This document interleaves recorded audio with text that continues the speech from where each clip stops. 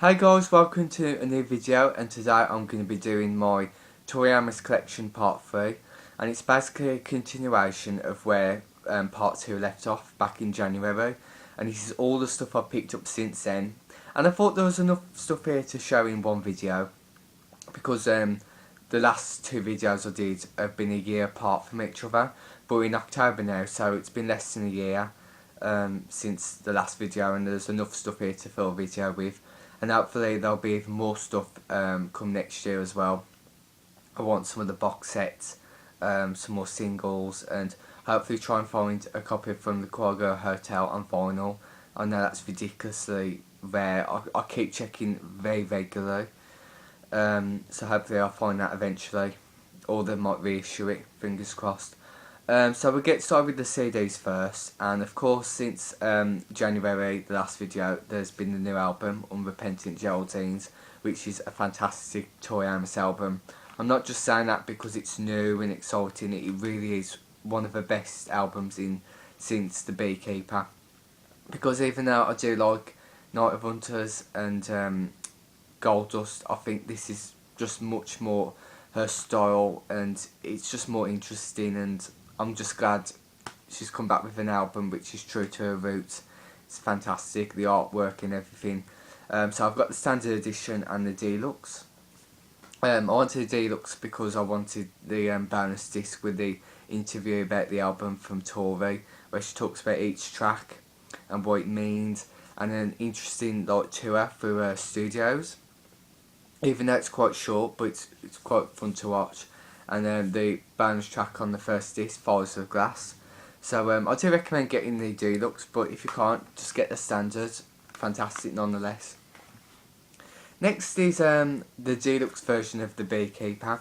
I really like The Beekeeper. I've got such a soft spot for it. I think it's a really nice album, has a nice sound to it. And believe it or not, I actually prefer it to Scarlet's Walk, even though Scarlet's Walk is a good album. So I really wanted to get the deluxe of this so I could watch the interview with Tori and talk when she talks about the album stuff, just so I could know her intake on the album more and what each track really means. And yeah, very interesting documentary. Sorry, it has a nice set out as well with the pull out book and the disc where it shows Tori's face. And I bought this off eBay, I think it was. So yeah, it's a really nice package to have, and I really would like to get Scarlet's Walk and the American Doll Posse Deluxe as well. Next is Tallulah. This is CD1, the single, which had CD2 before, and it has a beautiful picture of Tori on the front. And the tracks are Tallulah, the Tornado Mix, Tallulah BT Synthesizer Mix, which is surprisingly quite good considering I'm not a big fan of remixes, and Amazing Grace / Tilda Chicken. So yeah. Next is a Digipack single of Caught a Light Sneeze, and this is my third Caught a Light Sneeze single. Beautiful artwork, has really nice material as well, it's been looked after. It has Caught a Light Sneeze, a tribute to Chaz and Dave with London Girls, That's What I Like, Mick the Sandwich Song, and Samurai. Next is a very recent one I picked up, and it's Jackie's Strength, which is in this dish tray, which I'm not a big fan of because I think these can get damaged very easily. Nice picture of Tori in the wedding dress in the car from the music video, of course. And the B-sides are Never Seen Blue, previously unreleased, and Beluga Land, previously unreleased as well. So yeah. Next is Concertina, which has grown to be a favourite Tori Amos track of mine, especially from the To Venus and Back era. Very experimental and so out of Tori's world, literally. It has Concertina, Famous Blue Raincoat, sorry, which is the live version, and Twinkle Live as well, and a beautiful photo of Tori. And next is 1,000 Oceans, which is again in the still tray like Jackie's Strength, but the condition on this isn't very good at all, so maybe I'll replace it or something if I find an actual CD copy. It has 1,000 Oceans and Baker Baker Live. And it's a really beautiful track. It just reminds me of when I went to see her live and she performed 1,000 Oceans, and it just made the hairs on my back just stand up. Next is China, which I was quite pleased about buying earlier this year because in the past this has been really expensive to buy on the internet.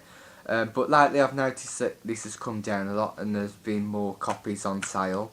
So if you want a copy of China, I'd suggest you get it now if you live in the UK. And it has China, Sugar, Flying Dutchman and Humpty Dumpty. So it's a great mix of B-sides on this, and nice artwork of course, which that features in the video. And the last CD is an interview and illustrated book with Tori Amos, which was released from 1996. And this is actually really interesting because it's basically a bunch of radio interviews, and she talks about the release for Boys for Pele. And it's really, really interesting and really cheap when I bought this, and it was well worth the money. And it has loads of beautiful photos of Tori now, and it has inspiration from other artists as well. So really good. I'm actually looking to see if I can try and get more interview CDs from her. Especially the one from 1998 when she released from the Congo Hotel. That would be great. So yeah, really, really great disc. It's on for half an hour as well, by the way. And we'll move on to the vinyls. I picked up a bunch of 7 inches not too long ago. Of course I've got Crucify, which I've had before, and I bought these as a bundle, and it has Silent All These Years, Cornflake Girl, Pretty Good Year, and Past the Mission. Basically the same as the CDs, I think. We'd like to get a few more. I think there's only like God, the 7 inch, the Winter 7 inch as well, and maybe China if I can find it. So I've got a few of the main ones, which is good, and they're all in really good condition as well, which is amazing to have.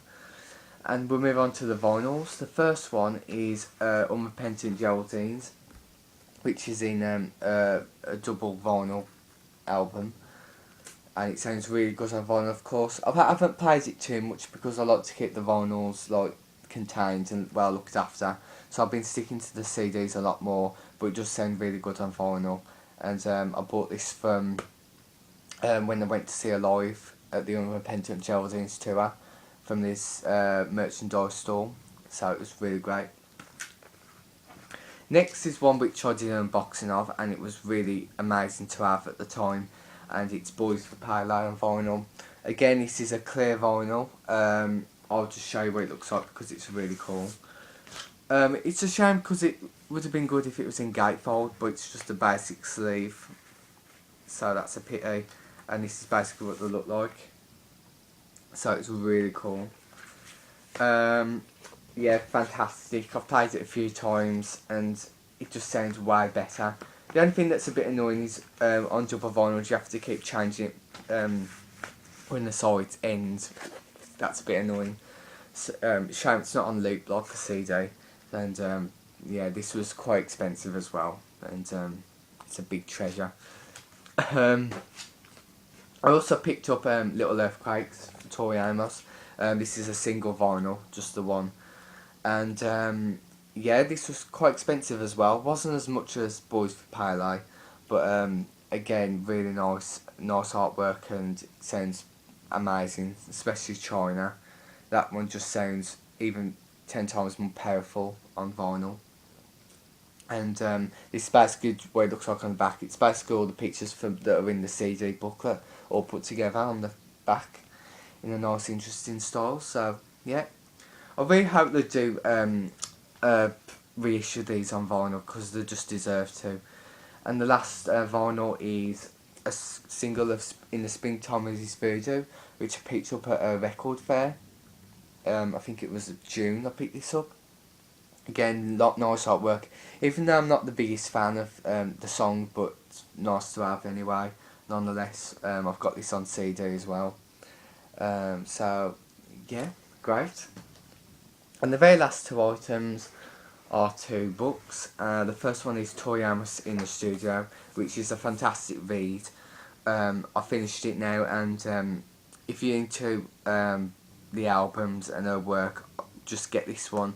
I think even though I haven't got it yet, I think the piece by piece book is more of a biography on Tori Amos, I think, rather than the work, which I might be wrong, but that's what I've heard anyway. So this one is, if you want to find out more about the albums and the songs and the inspiration, and also the engineering process from the producers, which I wasn't really, which I sort of skipped a little bit, but fantastic nonetheless. And if you want to get this by off the internet, so yeah. And the very last item is my Tori Amos Unrepentant Geraldine's program, and quite expensive, and it isn't the best program. I think it's got some really beautiful high quality photos in there, but I just wish there was a bit more information in there. I'll just flip through for you and show you a few photos. But the reason I bought this is because when I went to see it live, everyone was buying these, and I thought I've got to get one as well, even though I'd already bought the vinyl. And it was my first time I went to see Tori live, so I wasn't expecting how good the merchandise store was going to be. But next time I do, I'm definitely going to take even more money and buy loads. So, yeah. But it's well worth the money, and it's just something to treasure. So, yeah. And it basically has all the 12 dates on the back, and the last one was August 24th. So that is it. Like I said, the collecting hasn't finished yet. There's still a few things I want to get, like the box sets, of course, like the original bootlegs, which is expensive, but excuse me, I'm going to try and track a copy down, and hopefully some more vinyls, of course. And anything else that you think I'm missing, please comment and say what you think I should buy and stuff. So that is it, everyone. I hope you enjoyed it, and speak to you soon.